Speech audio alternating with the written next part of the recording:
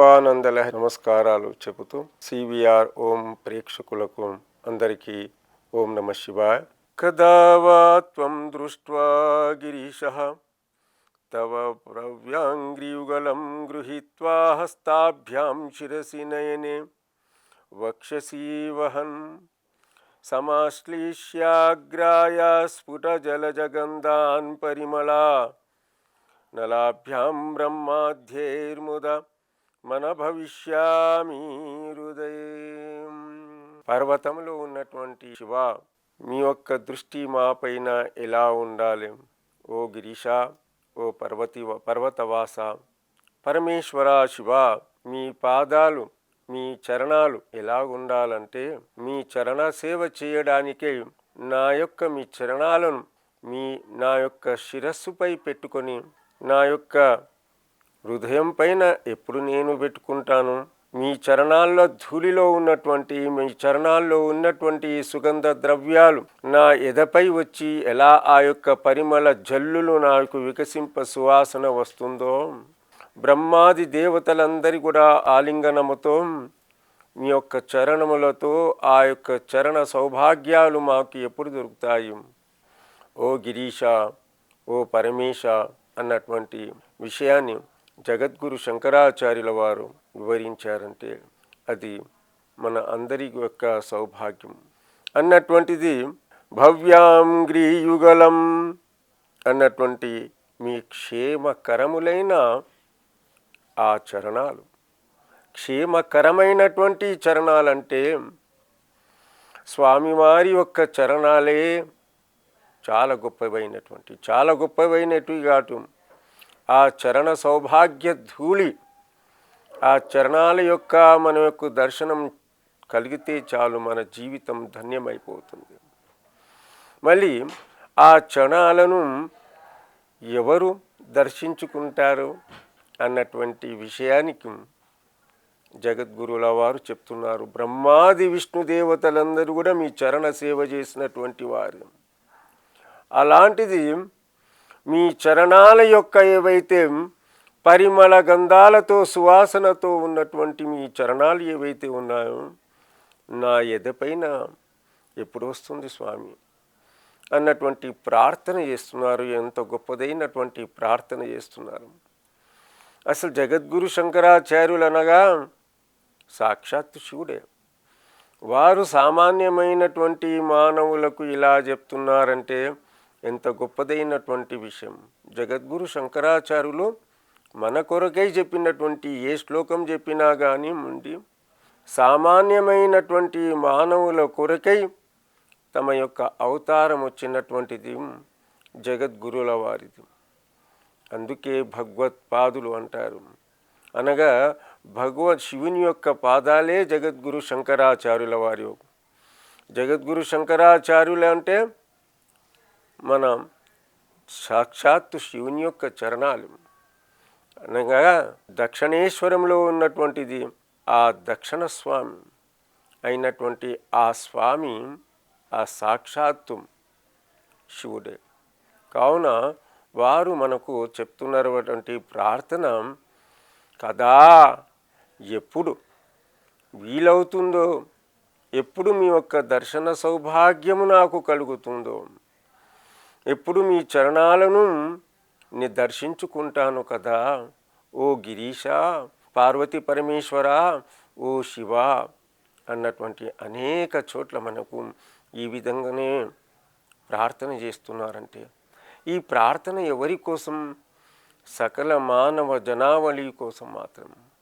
మానవుడు పరమాత్ముని వైపు తిప్పడానికై వారు చేసినటువంటి ఏవైతే రచనలు ఉన్నాయో ఆ రచనలన్నీ కూడా భగవంతుని వైపుకు సామాన్యమైనటువంటి మానవుడు సామాన్యమైనటువంటి జీవితాలు గడుపుతూ సంసారాలు చేసుకుంటూ భగవంతునికి ఈ విధంగా ప్రార్థన చేసుకోవడమే మానవుని యొక్క కర్తవ్యము, మానవుని యొక్క ధర్మం. కావున ఇది మనకు జగద్గురు శంకరాచార్యుల వారు చెప్పినటువంటి గొప్పదైనటువంటి బోధ. వారికి అడిగారా, స్వామివారి యొక్క చరణాల యొక్క ధూళి, ఆ పరిమళ గంధాలతో ఉన్నటువంటి ఏదైతే ఆ చరణ అమృతం ఉందో నా యొక్క ఎదపై ఎప్పుడు ఆ సువాసన వస్తుందో ఎంత గొప్పదైనటువంటి నిజానికి. అనగా స్వామివారికి పరిమళంతో, చందనాలతో, సుగంధ ద్రవ్యాలతో స్వామివారి యొక్క అభిషేకాలు, అర్చనలు చేస్తూనే ఉంటాం మనం అందరం కూడా. ఓ సామాన్యంగా చూడండి, స్వామివారి యొక్క లింగాభిషేకం చేస్తుంటే ఆ లింగాల దగ్గర స్వామివారి యొక్క లింగ పూజ చేస్తుంటే సువాసన పరిమళమైనటువంటి పరిమళ ద్రవ్యాలతో స్వామివారికి అభిషేకాలు చేస్తుంటాం. ఆ స్వామివారికి అభిషేకం చేసినటువంటి అమృతం ఏదైతే ఉందో అది చల్లుకుంటే ఎంతో సువాసన వస్తుంది. కానీ జగద్గురుల వారు ఏమంటున్నారంటే, ఓ శివయ్య, మీ యొక్క చరణాలు నా యొక్క హృదయం పైన ఎప్పుడు నా యొక్క హృదయం పైన ఆ సువాసన పరిమళ గ్రంథాలతో ఉన్నటువంటి సువాసన ఎప్పుడు ఇస్తారు, ఎలాంటి నాకు ఆలింగనంతో నాకు ఆకట్టుకుంటారు అన్నటువంటి విషయం చాలా గొప్పగా చెప్తున్నారు. అనగా ఇప్పుడు సామాన్యంగా మనం చూస్తూ ఉంటాం, చరణాలు అన్నటువంటి పదానికి చెప్తూ ఉంటారు కదా. ఇప్పుడు సామాన్యంగా అనేక మంది ఎవరైనా కానివ్వండి, భక్తులందరూ కూడా విభూతి పూసుకుంటాం. సుగంధ పరిమళమైనటువంటి భస్మంతో విభూతి పూసుకుంటాం. చేతులకు మరియు కాళ్ళకు, మరి నడుముకు, మరి ఒక హృదయానికి కూడా పెట్టుకుంటాం. అది ఏంటిదండి? స్వామివారికి భస్మంతో కూడినటువంటి సుగంధ పరిమళంతో కూడినటువంటి ఏదైతే భస్మం ఉంటుందో ఆ భస్మాన్ని నేను పెట్టుకుంటున్నాను. స్వామివారి యొక్క భస్మమే సాక్షాత్తు పరమాత్మని యొక్క స్వరూపం అన్నటువంటి విషయాన్ని మనం అందరం కూడా తెలుసుకోవాలి. అది చెప్తున్నారు జగద్గురు శంకరాచార్యుల వారు. మానవాళికి వారి యొక్క మనుగడ సరిగ్గా సాగడానికి మాత్రమే చెప్తున్నటువంటి ఈ శ్లోకంలో ఎంత అమృతపరమైనటువంటిది. మనం పెట్టుకుంటాము శైవ మతంలో, వైష్ణవ మతంలో అనేకమైనటువంటి రకాల్లో స్వామివారి యొక్క చరణాలను, శ్రీ మహావిష్ణువు యొక్క చరణాలను చూడండి. మనకు పటాల్లో కానివ్వండి, ఫోటోల్లో కానివ్వండి, లేదా వెంకటేశ్వర స్వామి వారి యొక్క చరణాలు చూడండి. ఆ చరణాల యొక్క ముద్దటగా ఆ స్వామివారి యొక్క శ్రీ వెంకటేశ్వర స్వామివారి యొక్క దర్శన సౌభాగ్యమే కలుగుతుంది. ఆ దర్శనం చేసుకున్న అనంతరమే మరి వేడుకండల ఆ స్వామివారి యొక్క నిజ దర్శనం చేసుకుంటాం. ఆ వెంకటేశ్వర స్వామి వారి యొక్క ఏంటిది దృష్టి అంతే కూడా చరణాలపైనే ఉంటుంది. అలాగనే శివుని యొక్క చరణాలు కూడా సాకారమైనటువంటి, ఎలాంటి ఆకారము లేనటువంటి శివస్వరూపం కానివ్వండి. శివ కుటుంబంతో ఉన్నటువంటి మీరు ఫోటో చూడండి, లేదంటే శివయ్య యొక్క పటాన్ని చూసుకోండి. తప్పకుండా ఆ చరణాలు ఎంత పవిత్రంగా, ఎంత ఉజ్వలమైనటువంటి కాంతితో కూడినటువంటి ఏవైతే చరణాలు ఉంటాయో ఆ చరణాలు మనకు దర్శనం ఇస్తుంటాయి. అలా చెప్తున్నారు. అంటే చరణాల యొక్క సేవ ఎవరైతే చేస్తారో, పాదాల యొక్క పూజ ఎవరైతే చేస్తారో అలాంటి వారి యొక్క జీవితం సక్రమంగా సాగుతుంది. అది లేనటువంటి వారికి ఎలాంటి జీవితం సాగదు. అలా చెప్తున్నటువంటి అనేకమైనటువంటి ఋషులందరూ కూడా స్వామివారి యొక్క పాదాలను పట్టుకున్నటువంటిది. మనకు మహాభాగవతంలో కూడా కొన్ని కథలు గోపికల ద్వారా మనకు శ్రీకృష్ణుడు తాను గోపికలతో కలిసి ఉన్న తర్వాత గోపికలు ఏం చేస్తారంటే స్వామివారు ఉన్నారని అహంకారం వచ్చేస్తుంది. గోపికలందరూ కూడా మహాభాగవతంలో దశమస్కందంలో ఉన్నటువంటి కథ. గోపికలకు స్వామివారు వారితోనే ఉంటారు. ఎవరితో? గోపికలతోనే ఉంటారు. ఆ గోపికలతో ఉన్న అనంతరం ఎవరైతే సాక్షాత్తు మాయంబడు శ్రీకృష్ణ పరమాత్ముడు ఉన్నాడు కదా అన్నటువంటి ఉద్దేశంతో వాళ్ళ దగ్గర కొద్దిగా అహంకారం వచ్చేస్తుంది. ఆ అహంకారంతో ఏమవుతుందంటే, ఆహా, ఇలాంటి అహంకారంతో ఉన్నటువంటి గోపికలు అన్నటువంటి వారికి ఎలాగైనా వీళ్ళకు శిక్షించాలి, ఎలాగైనా వీరికి పరీక్షించాలి అన్నటువంటిది విరహం. కొన్ని సంవత్సరాల వరకు స్వామివారి వెంబడి ఉండరు. ఎవరి వెంబడి ఉండరు? గోపికల వెంబడి ఉండరు. అప్పుడు గోపికలు గోపికా గీతం అన్నటువంటి విహార గీతం పాడుతుంటారు. ఆ విహార గీతంలో కూడా తవ పాద చరణం మా యొక్క హృదయాలపైన ఎప్పుడు పడుతుందో ఓ కృష్ణయ్య అని చెప్తుంటారు.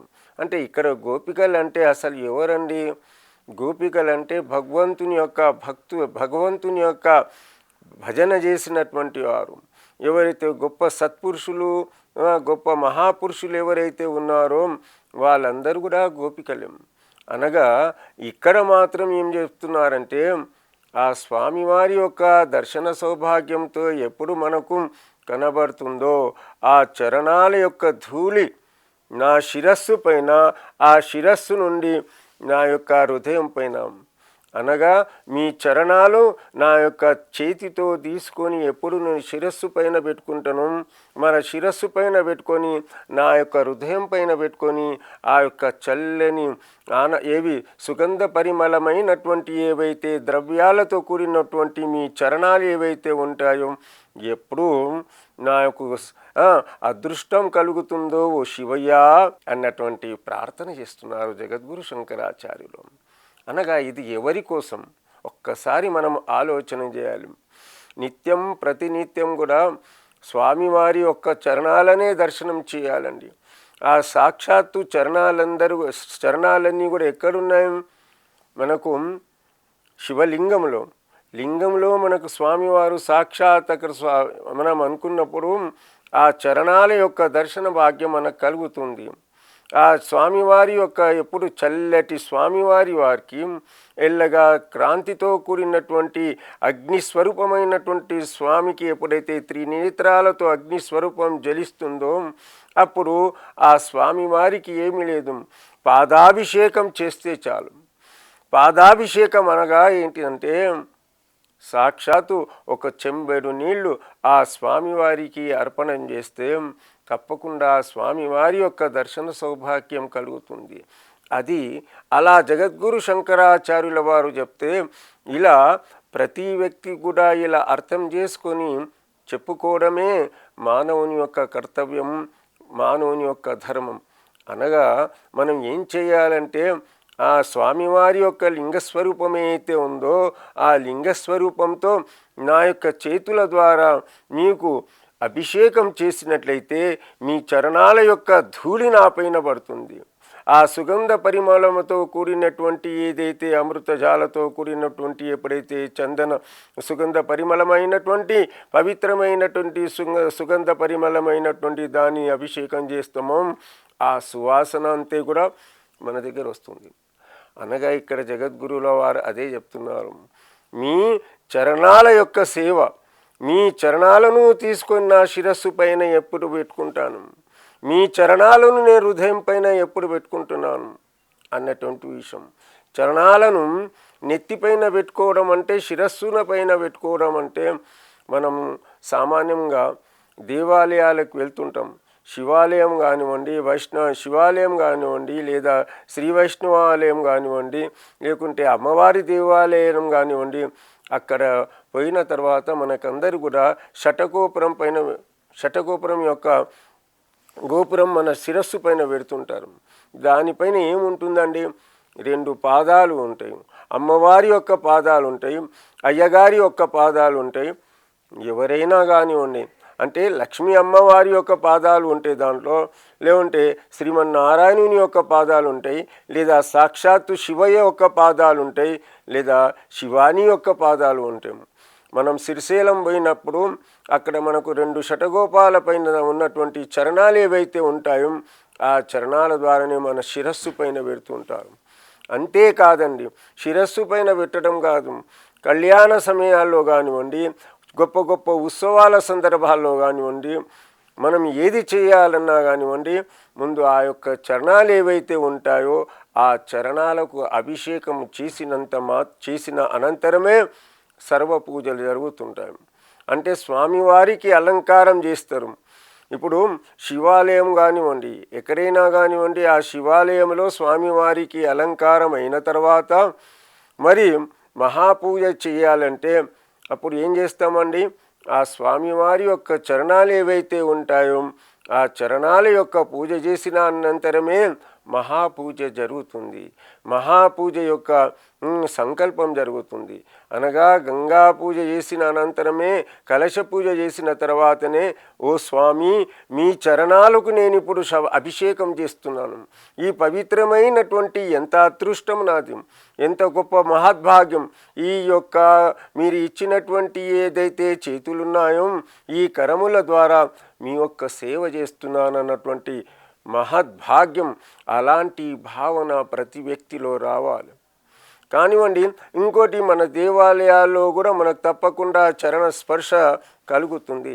అప్పుడు కూడా మనం ఒకటే అనుకోవాలి, ఓహో స్వామి గారి యొక్క చరణాలు నా యొక్క శిరస్సు పైన పెట్టారు, ఎంత భాగ్యవంతుణ్ణి, ఎంత అదృష్టవంతుణ్ణి, నా జీవితం నాకు ధన్యమైపోయిందన్నటువంటి భావన రావాలి. రాముల వారు యొక్క అరణ్యానికి వెళ్ళినప్పుడు సాక్షాత్తు భరతుడు ఏం చేశారండి, చరణ సేవ చేయడానికే భరతుడు ఏమనుకోలేదు. రాముల వారి యొక్క రాజ్య పట్టాభిషేకం కావాలే, కేవలం రాముల వారు మాత్రమే రావాలే, ఈ రాజ్యాన్ని పరిపాలించాలి అన్నటువంటి తదేక తపన ద్వారా భరతుడు ఎంత బాధపడ్డారు, తహతలాడిపోయాడు.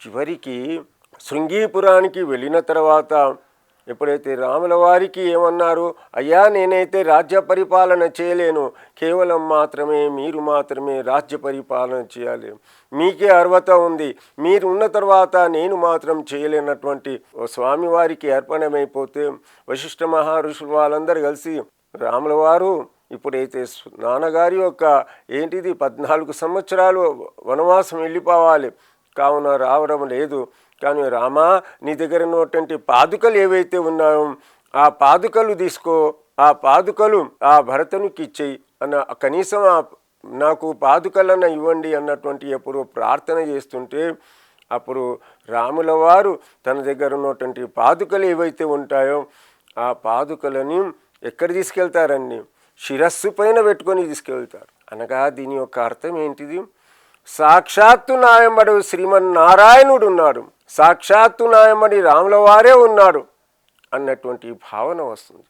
అనగా సాక్షాత్తు రాముల వారే నాయమ్మడి ఉన్నాడు, రాముడే ఉన్నాడు అన్నటువంటి భావనతో స్వామివారి యొక్క రాముల వారి యొక్క ఏదైతే సింహాసనం ఉంటుందో ఆ సింహాసనం పైన ఆ పాదుకలను పెట్టి 14 సంవత్సరాలు పరిపాలన చేశాడంటే కేవలం ఆ పాదుకల అభిషేకం చేయడం, పాదపూజ చేయడం, ఓ రామా నీవు మాత్రమే ఉన్నావు, నీవే రాజ్య పరిపాలన చేస్తున్నావు అన్నటువంటి భావన అది గొప్పదైనటువంటిది. అనగా భర్తుడు రాముల వారు సాక్షాత్తు విష్ణుమూర్తి, మరి తన యొక్క సోదరుడైనటువంటి భరతుడు ఎంత గొప్పవారైనటువంటి వారండి.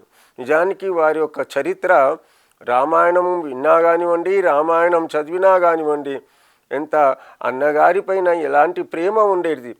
అనగా ఇక్కడ మనకు జగద్గురువుల వారు ఏమంటున్నారంటే, అయ్యా శివయ్య నీ యొక్క పాదాలు నా యొక్క శిరస్సు పైన ఎప్పుడు పెట్టుకోగలను. అది అనగా శ్రీ మహావిష్ణు అంటేనే శివయ్యనే, శివయ్య అంటేనే శ్రీ మహావిష్ణు. అనగా ఇక్కడ ఆ జగద్గురు శంకరాచార్యుల వారు మాటికి ఇదే చెప్తున్నారు, మీ పాదయుగములు ఏవైతే ఉన్నాయో, పాద కమలాలు ఏవైతే ఉన్నాయో, మీ పవిత్రమైనటువంటి చరణాలు ఏవైతే ఉన్నాయో నా శిరస్సు పైన ఎప్పుడు పెట్టుకోగలను కదా. ఓ గిరీష అన్నటువంటి భావనను వ్యక్తీకరిస్తున్నారు. అనగా మనము కూడా ఇలా చేయాలి అని, మనం కూడా ఇలా చేయాలంటే సాక్షాత్తు పరమాత్ముడు మనం ఎక్కడైనా ఏ దేవాలయాలకు ఎక్కడ తీర్థస్థలాలకు వెళ్ళినప్పుడు ఆ చరణాలు ఏవైతే ఉంటాయో ఆ చరణాలు స్వామివారి యొక్క చరణాలు పాదుకలు నా యొక్క శిరస్సు పైన ఉన్నాయన్నటువంటి భావనను వ్యక్తీకరించుకోవాలి. ఇంకోటి, ధ్యానం చేసేటప్పుడల్లా కూడా ఏ ధ్యానం చేయనివ్వండి సాక్షాత్తు పాదాల దగ్గర నుంచి రాయాలి.